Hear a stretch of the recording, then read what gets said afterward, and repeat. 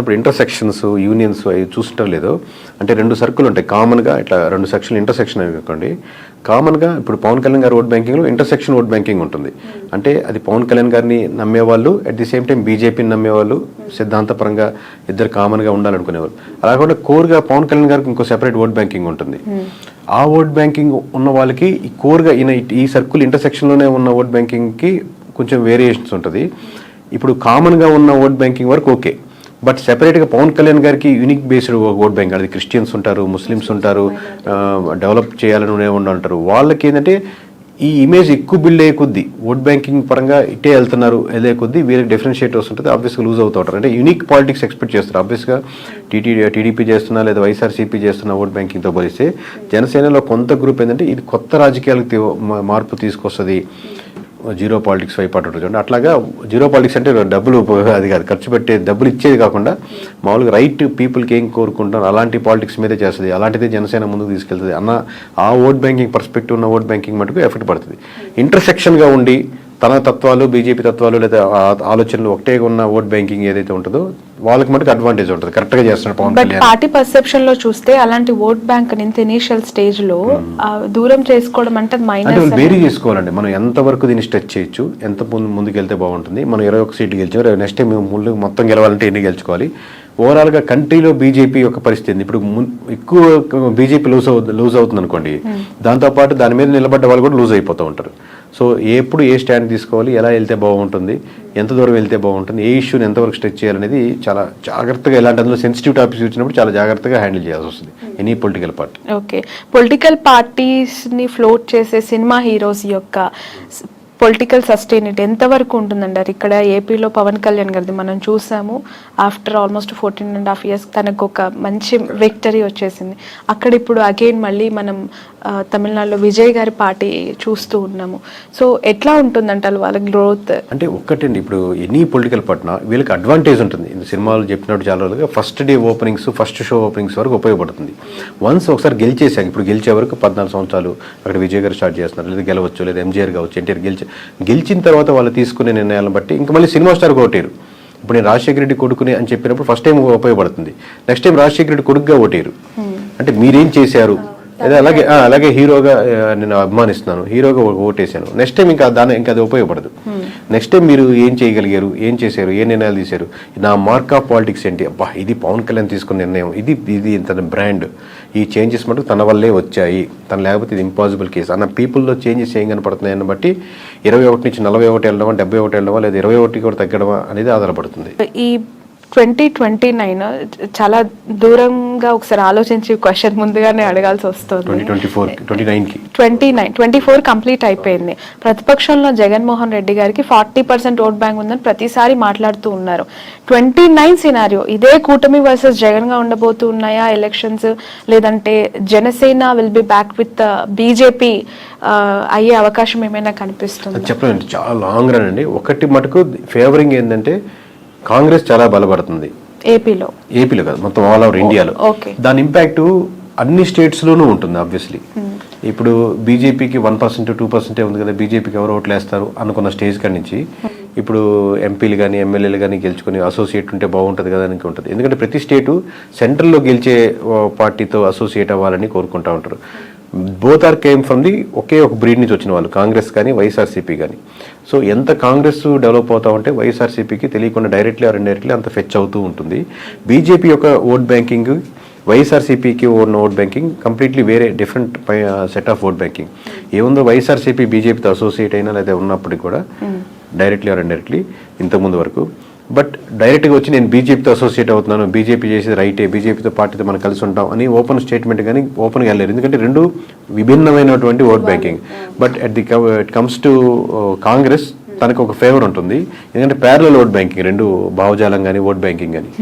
So అది ఎంత advantage అయితే అంత వైఎస్ఆర్సీపీకి ఫెచ్ అవుతుంది.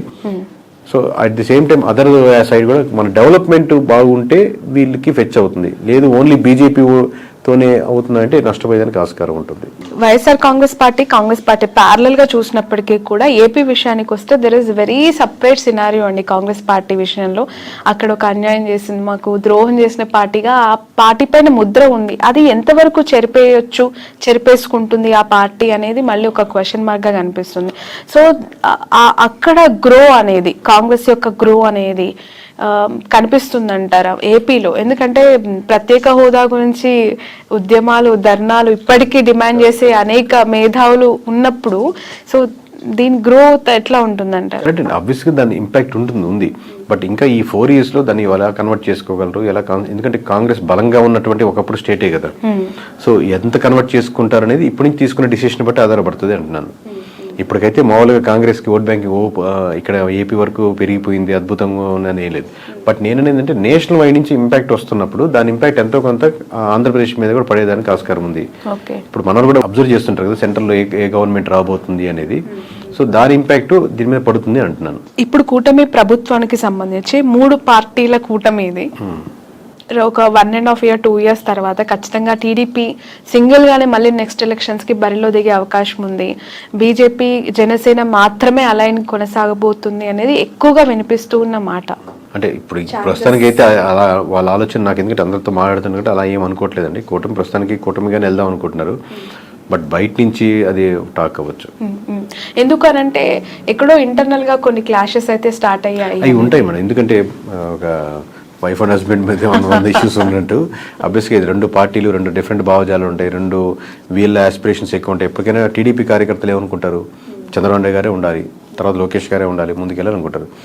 జనసేన కార్యకర్తలు ఈ రోజు కాకపోయినా రేపైనా మా వాడు సీఎం అవ్వాలి, గెలవాలి, ముందుకెళ్ళాలనుకుంటారు. సో ఆబ్వియస్గా లేదా లోకల్ ఆస్పిరేషన్స్ ఉంటాయి, క్యాస్ట్ ఈక్వేషన్స్ ఉంటాయి, ఆబ్వియస్గా ఆ చిన్న వైరుధ్యాలు ఉంటాయి. లేదా ఇక్కడ బొమ్మ పెట్టారు, ఇక్కడ బొమ్మ తీసేసారు, మా వాడి దగ్గర ఏవో ఉంటాయి. బట్ ఇట్లన్నింటినీ కలుపుకొని ముందు మాట్లాడుకుంటే రోజు మీటింగ్ పెట్టుకుంటే ఎలా ముందుకు వెళ్తారని బట్టి ఉంటుంది. బట్ కలిసి ఉంటే వాళ్ళకున్న బలం విడిపోతే ఇద్దరికి ఉండదు. ఓకే. బట్ ఈ మధ్య కాలంలో చూస్తున్న political developments towards Janasena more curious అండి. బాలినేని గారు జాయిన్ అవ్వటం, ఉదయ్ భాన్ గారు జాయిన్ అవ్వటం, వస్తున్న సీనియర్ లీడర్స్ జాయిన్ అవుతూ ఉన్నప్పుడు why not TDP, why Janasena అనే క్వశ్చన్ అక్కడ మనకు రేజ్ అవుతుంది.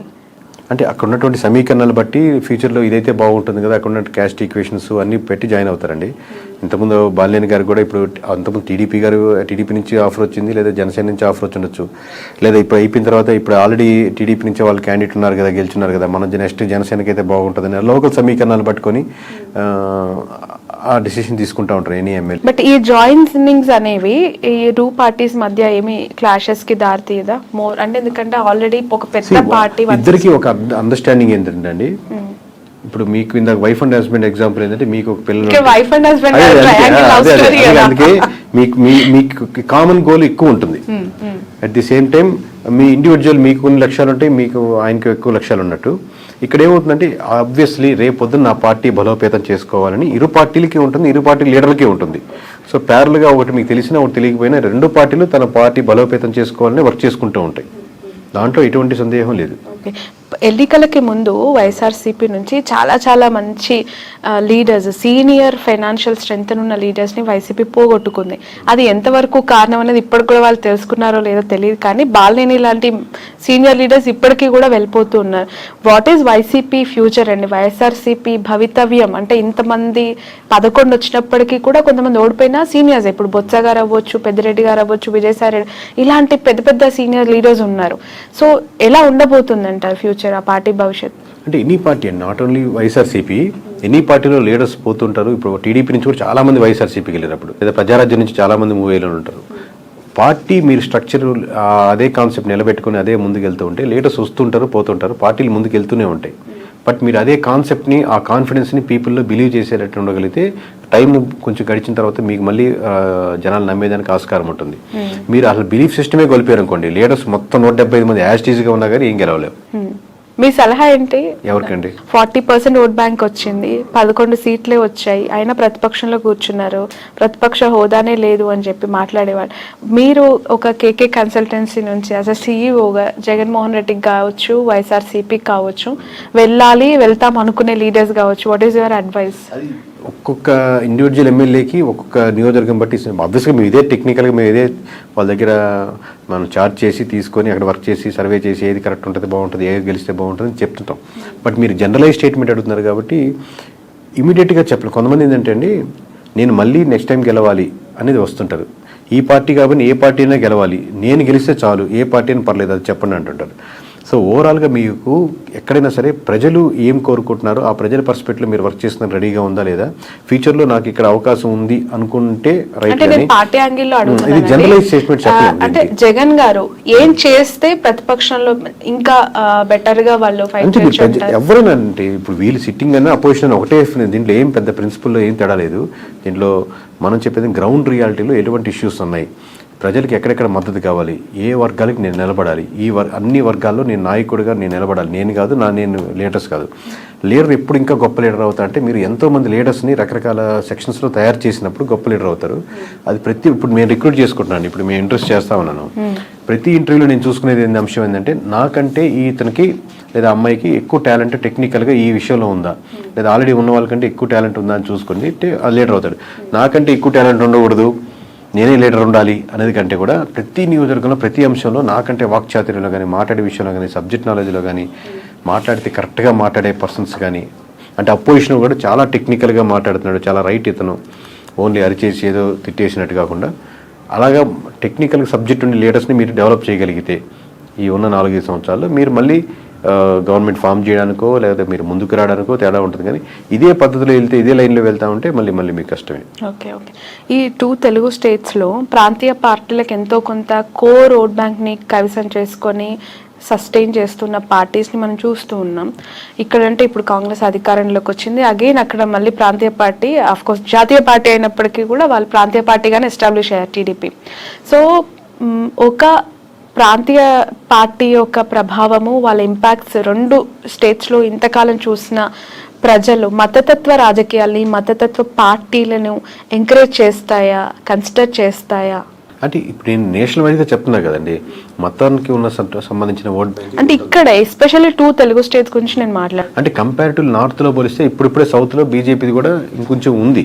కంపేర్ చెప్తున్నాను, నార్త్లో ఎక్కువ బీజేపీ ఆల్రెడీ ఒక సాచ్యురేషన్ పాయింట్కి వెళ్ళిపోయింది. బట్ సౌత్లో ఇప్పుడిప్పుడే అక్కడక్కడక్కడ ఆ టైప్ ఆఫ్ చిగురిస్తూ లేదా ఆ థాట్ ప్రాసెస్లో ఉండి మన ధర్మం అనేది ఆలోచిస్తున్నారు. బట్ అది ఓట్ బ్యాంకింగ్ సరిపోదు గెలిచేదానికి అనుకుంటున్నాను.